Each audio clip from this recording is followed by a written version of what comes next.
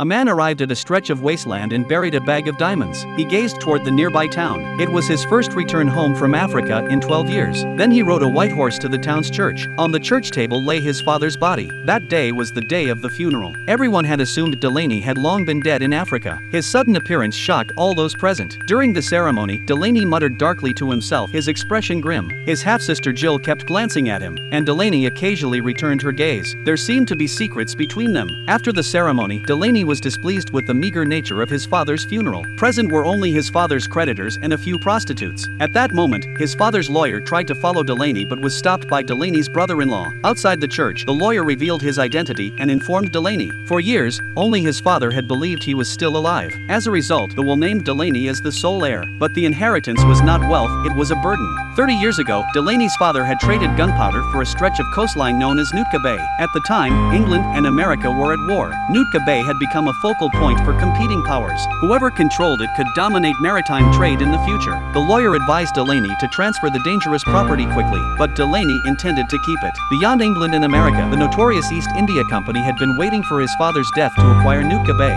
They had already negotiated a price with Delaney's sister and brother-in-law, but Delaney's unexpected return disrupted the plan. Stewart of the East India Company had investigated Delaney in advance. Records showed that, as a teenager, Delaney had served the company under Stewart's direct command. He had excelled in all duties, but in later years, his ambition became evident. He once broke several officers' necks with one hand and set a ship on fire over dissatisfaction with food. Later, he was tricked onto a slave transport ship to Africa. When the ship sank, everyone assumed he had died. Delaney now stood observing the sea. Back in town, he had his own plans. A corpse-eating hunting dog followed him loyally, regarding him as its master. Delaney visited his father's abandoned dock company, and used for 8 years. He found it occupied by Hagel, who had converted it into a brothel. Delaney produced keys, asserting his ownership. Hagel refused to leave, offering money and women instead. Delaney rejected the offer. Hagel, seeing Delaney unafraid, attempted coercion, but Delaney was undaunted. Meanwhile, Jill, following her husband's instructions, wrote to Delaney urging him to give up Nootka Bay, arguing that selling the land to the East India Company would yield a fortune.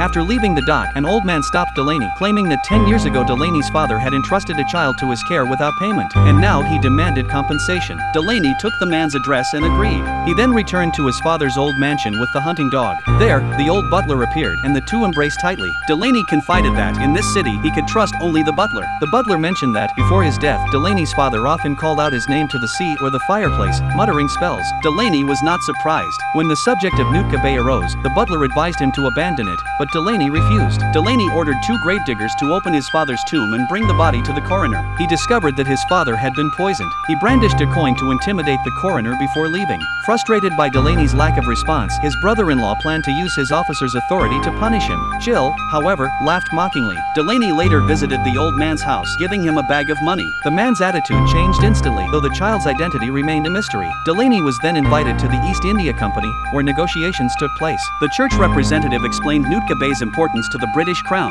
the East India Company, and America. Delaney said he already knew, including that England and America were planning secret peace talks in Ghent, where Nootka Bay would play a critical role. The attendees were astonished. Delaney had clearly come prepared. Wilton presented an envelope with a high bid to purchase Nootka Bay. Delaney, glancing at the clerk, said he had learned the company's methods and understood what they would do. Stewart told the clerk to stop writing and gave Delaney the final choice. Delaney calmly stood, said goodbye, and left. Later, Delaney attended an auction, spending £800 on a commercial sailing ship to establish the Nootka Sea Trading Company. Wilton of the East India Company witnessed this and immediately reported to the chairman. Stewart suspected Delaney had been bribed by the Americans, either in Africa or on the voyage back to London. Delaney then discovered his white horse missing. The butcher who had taken it left a note. Delaney confronted the butcher, who deflected, asking about the largest animal he had ever seen and expressing his desire to write an encyclopedia. The butcher mentioned that Delaney's father owed him money and that a year ago a gentleman had hired him to kill Delaney's father. Hearing this, Delaney drew his knife, but the butcher didn't know who the man was.